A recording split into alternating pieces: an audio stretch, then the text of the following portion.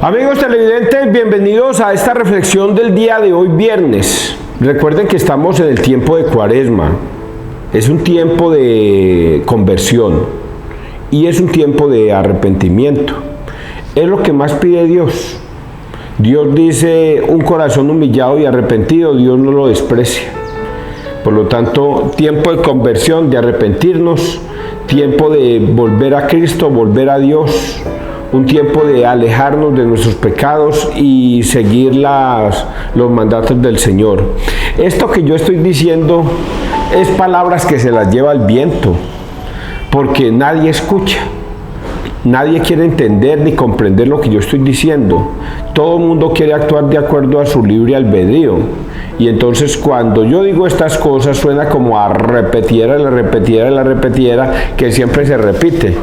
Sin embargo, hay una cosa que tengo que decirla. Todo lo que está escrito en la Biblia se va a cumplir.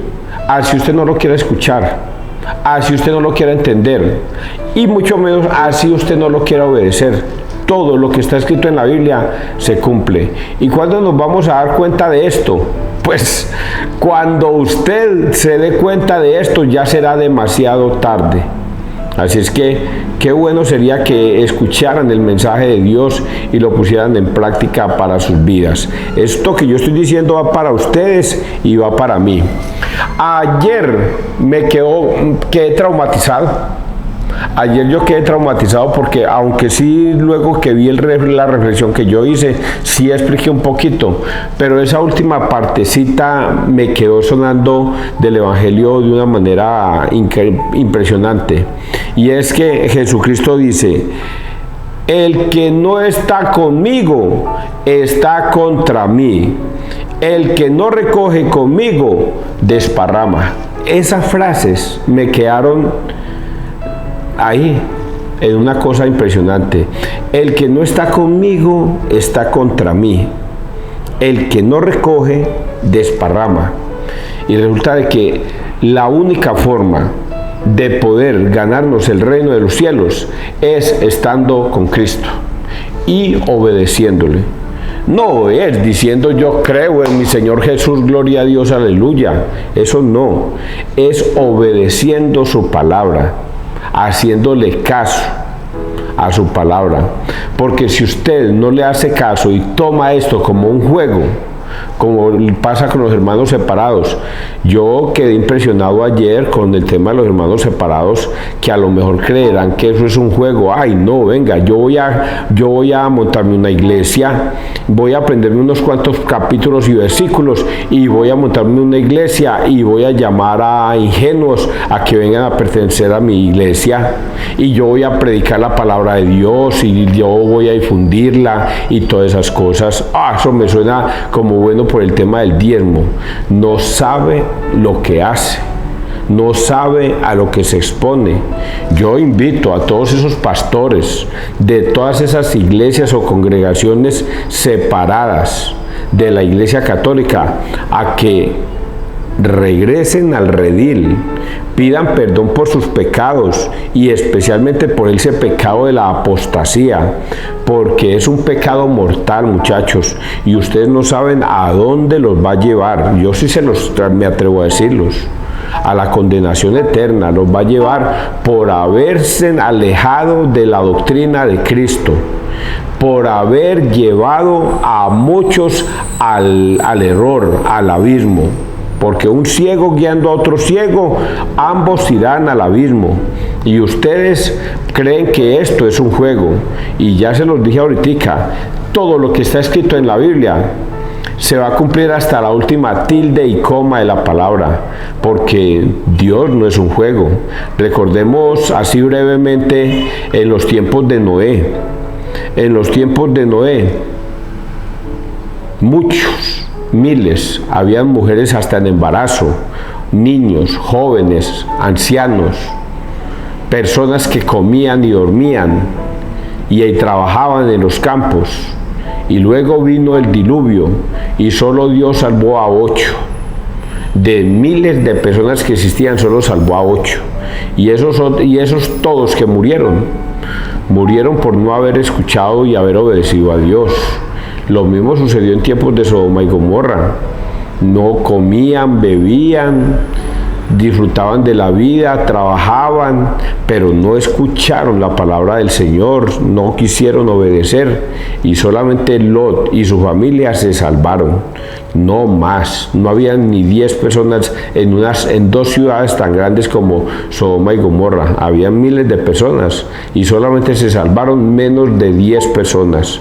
Así es que esto no es un juego.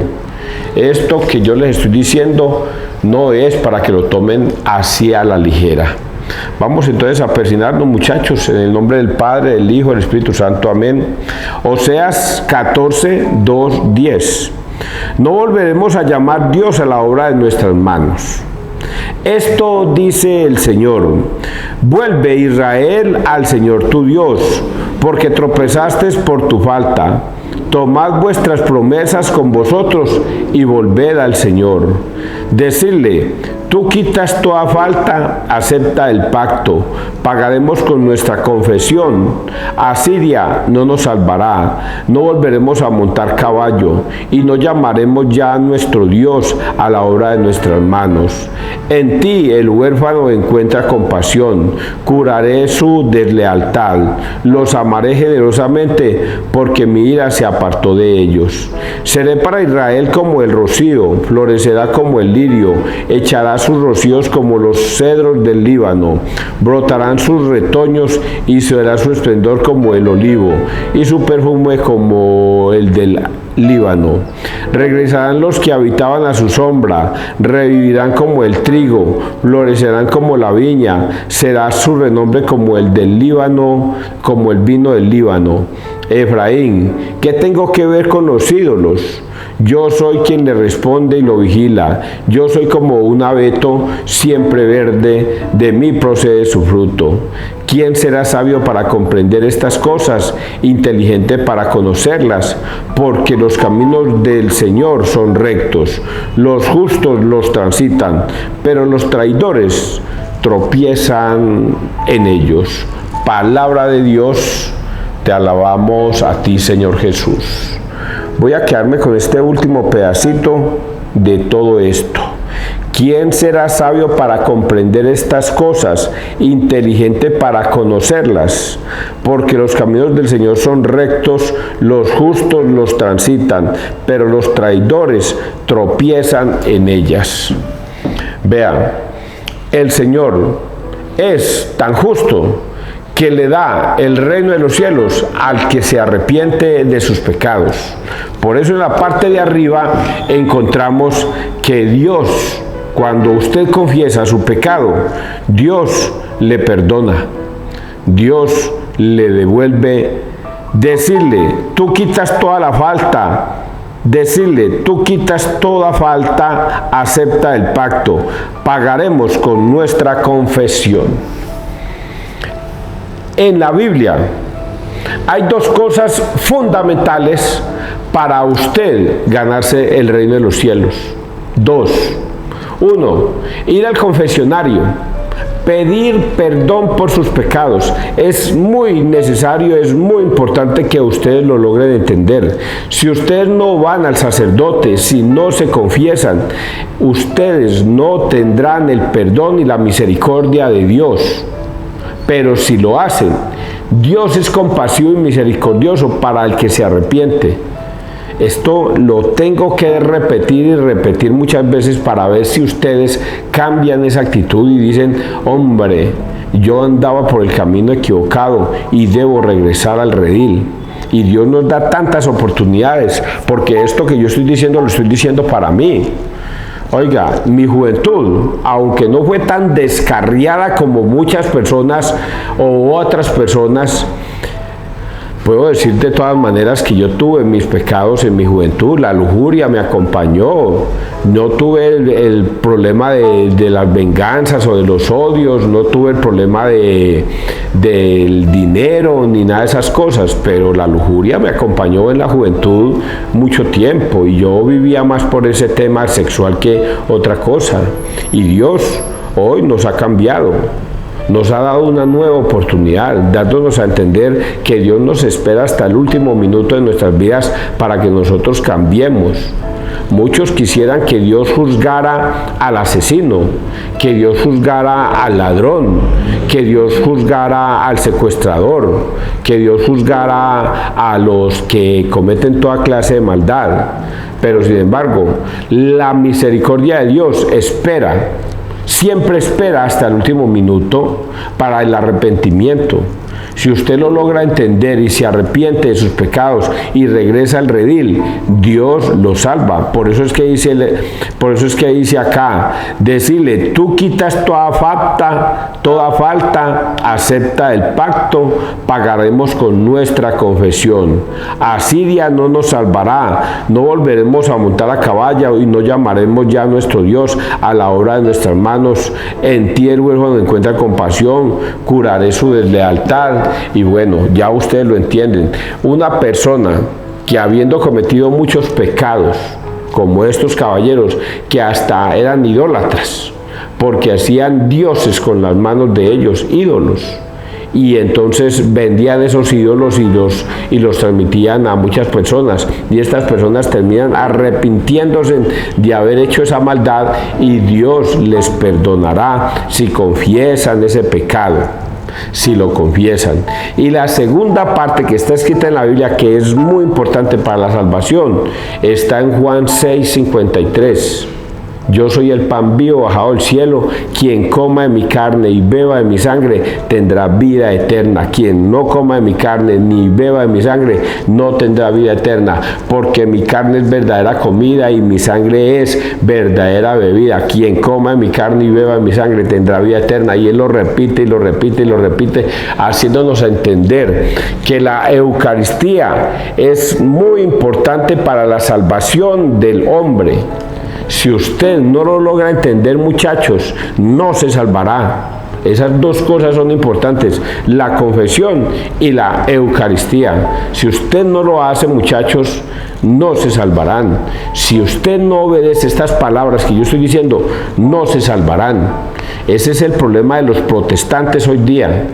Tienen un problema tan grave que no obedecen estas dos cosas. No las obedecen. Porque unos pastores mentirosos, desgraciados y malditos, porque no dejan de ser malditos, enseñaron que no hay que confesarse con un sacerdote porque pues, él es un hombre pecador igual que uno. Hay que confesarse directamente con Dios, pero no quieren obedecer lo que está escrito en la palabra. Y el Señor ordena, Juan 20, 21, 23, vayan, y a quienes les perdonéis los pecados les quedan perdonados, y a quienes se los retengáis les quedan retenidos. Y prefieren no obedecerle a Cristo, creyendo que yéndose por otro camino van a encontrar la salvación, y lo que van a encontrar es la condenación por haberse alejado ellos y haber alejado a otros. Así es que esto que yo estoy diciendo hoy es muy serio, muy serio, por no decirles terrible. Vamos a leer el Salmo 80. Yo soy el Señor, Dios tuyo, escucha mi voz. Oigo un lenguaje desconocido, retiré sus hombros de la carga y sus manos dejaron de la expuerta, clamaste en la aflicción y te libré. Te respondí oculto entre los truenos, te puse a prueba junto a la fuente de Meribá. Escucha, pueblo mío, doy testimonio contra ti, ojalá me escuchases, Israel. No tendrás un Dios extraño, no adorarás un Dios extranjero.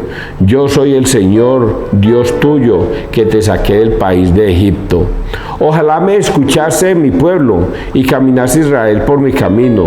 Te alimentaría con flor de harina, te saciaría con miel silvestre. Yo soy el Señor, Dios tuyo, escucha mi voz. El Salmo nos lleva a decir, ¿se acuerdan que ayer yo les enseñé esa partecita? Que todos tenemos un Dios, todo el mundo tiene un Dios, todos. Y creemos en el único Dios. Y creemos que ese es Dios. Los testigos de Jehová tienen su Dios, los adventistas tienen su Dios, los luz del mundo tienen su Dios, la ministerial tiene su Dios, y todas las religiones del mundo entero tienen su Dios, y ese Dios lo tienen al modo y amaño y tamaño que ellos quieren, como ellos y con sus mentes perversas lo conciben. Y entonces se dibujan un Dios mental y creen que ese es Dios.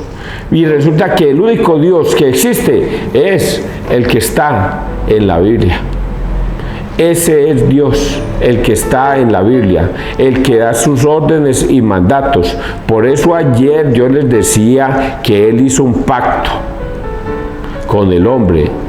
Yo seré su Dios y ustedes serán mi pueblo.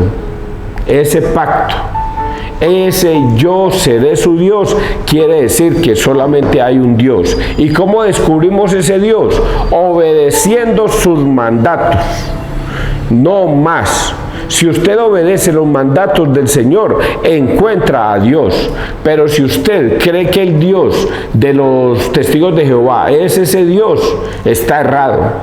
O el testigo de los Pentecostales Unidos es ese Dios, está errado.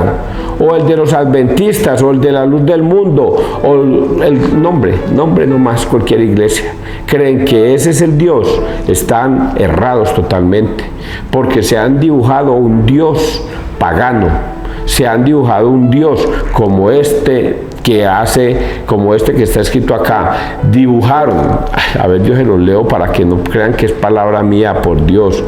No tendrás un Dios extraño, no adorarás un Dios extranjero. Yo soy el Señor Dios tuyo que te saqué del país de Egipto. Es que esto suena como tan raro. César, es que el Dios que usted piensa, ese es el mismo mío. El Dios de los testigos de Jehová es el mismo suyo, César. El Dios de los testigos de los adventistas es el mismo suyo. El Dios de los pentecostales es el mismo suyo. No, muchachos, no. Aquí en esta palabra dice quién es Dios. Yo soy el Dios que te saqué del país de Egipto. Ese Dios es el que debemos seguir, el Dios que da unos mandatos, el Dios que da unas órdenes y el Dios que nosotros debemos obedecer. Si nosotros no obedecemos a ese Dios, no, papito. El de los Pentecostales Unidos dice que Jesús es Dios, pero que no existe ni el Padre ni el Hijo. No existe el Padre, ni el Hijo, ni el Espíritu Santo. Solamente es Jesús y nadie más. El Dios de los testigos de Jehová es un Dios chiquito. Jesús no es Dios, es un Dios chiquito. No es Dios, el Dios del universo, no. Es un Dios chiquito, es un Dios que lo mandó el Padre, pero no es Dios. Y así está escrito en la Biblia de ellos. Por eso esto pareciera difícil de entender, pero yo lo entiendo clarito. Todos nos dibujamos un Dios a nuestro amaño y tamaño, y resulta que el único Dios que nosotros debemos seguir es el que está escrito en las Escrituras, y por eso lo voy a leer a continuación, para que ustedes logren entenderlo, porque el Evangelio nos va a dar esa luz de quién es ese Dios. Dice acá quién es ese Dios. Marcos 12, 28b, 34. El Señor nuestro es el único Señor, y lo amarás. En aquel tiempo un escriba se acercó a Jesús y le preguntó: ¿qué mandamiento es el primero de todos? Respondió Jesús: el primero es: escucha, Israel, el Señor es nuestro Dios, es el único Señor. Amarás al Señor tu Dios con todo tu corazón, con toda tu alma, con toda tu mente, con todo tu ser. El segundo es este: amarás a tu prójimo como a ti mismo. No hay mandamiento mayor que estos. El escriba replicó: muy bien, maestro, tienes razón cuando dices que el Señor es uno solo y no hay otro fuera de Él, y que amarlo con todo el corazón y con todo el entendimiento y con todo el ser, y amar al prójimo como a uno mismo, vale más que todos los holocaustos y sacrificios. Jesús, viendo que había respondido sensatamente, le dijo: no estás lejos del reino de Dios. y nadie se atrevió a hacerle más preguntas. Palabra de Dios, gloria a ti, Señor Jesús. No está fácil de entender, o si lo entendieron. Mire en qué se basa el principal mandamiento de Dios. Es que mandamiento es un mandato. El mandamiento que a uno le suena como mandamiento, no lo aduce a que es que el Señor mandó. Eso es un mandamiento. El Señor ordenó que se haga esto. Eso es un mandamiento. Y es que eso es lo que el Señor hoy nos va a enseñar. Va a decir, yo soy el único Dios. A ver, se los leo. En aquel tiempo un escriba se acercó aquí en la parte de arriba. El Señor nuestro Dios es el único Señor y lo amarás. En aquel tiempo un escriba se acercó a Jesús y le preguntó, ¿qué mandamiento es el primero de todos? ¿Cuál es el principal mandamiento? ¿Qué es lo que el Señor manda? ¿Qué es lo que el Señor manda a decirnos para que nosotros obedezcamos y así tengamos vida eterna? Y el Señor les dice, pues el primer mandamiento es amarás a tu Dios con todo tu corazón, con toda tu alma, con todo tu ser. Y el segundo es amarás a tu prójimo como a ti mismo. Obedece esto y te ganarás el reino de los cielos. Si uno obedece a Dios en todos sus mandamientos, este es el primero, obedecer al Señor. Si nosotros obedecemos al Señor, encontraremos el reino de los cielos. En estos tiempos, estamos en tiempos de Cuaresma, mandamientos del Señor. En estos 40 días nos ha ordenado que nos pongamos en paz con Él. Como en el primer libro de Oseas, si usted se pone en paz con el Señor, va y se confiesa, y participa de la Eucaristía, usted se ganará el cielo. Pero si no lo hace, no. Y ojo que voy a agregar una cosita pequeñita allí, como un apóstrofe ahí. He visto personajes que están haciendo la fila para la confesión, para la Eucaristía. Están haciendo la fila por mera apariencia. Por mera apariencia están haciendo la fila. Y la palabra de Dios dice, quien coma del cuerpo y la sangre de Cristo sin percatarse que ahí está el cuerpo y la sangre de Cristo, no tendrá su salvación, sino su propia condenación. Así es que primero debe fijarse, así está escrito en la Biblia, primero debe fijarse si estás en estado de gracia con Dios para poder hacer la fila, porque hay algunas personas que hacen la fila y reciben la Eucaristía en pecado y no está recibiendo su salvación, está recibiendo su propia condenación, porque está aparentando ante la gente que está libre de pecado, cuando por dentro él sabe que tiene pecados encima. Así es que mucho cuidado con los que hacen y reciben la Eucaristía en pecado. Si no se confiesan y reciben el perdón de los pecados, la exoneración de sus pecados para poder recibir la Eucaristía, cuidado, porque con Dios no se puede jugar, pero es en nada. Así es que mucha atención a los que reciben la Eucaristía en pecado, porque no están recibiendo su salvación, sino su propia condenación. Así está escrito en la Biblia. Y termino diciéndoles a ustedes, si alguien quiere rebatir esto conmigo, debatirlo, o quiere decirme, César, está equivocado, venga, debatamos el tema, cojamos la Biblia y con mucho gusto yo lo recibo, o invíteme y con mucho gusto hablamos de la palabra de Dios. Que Dios te bendiga, que Dios nos bendiga donde quiera que todos estemos.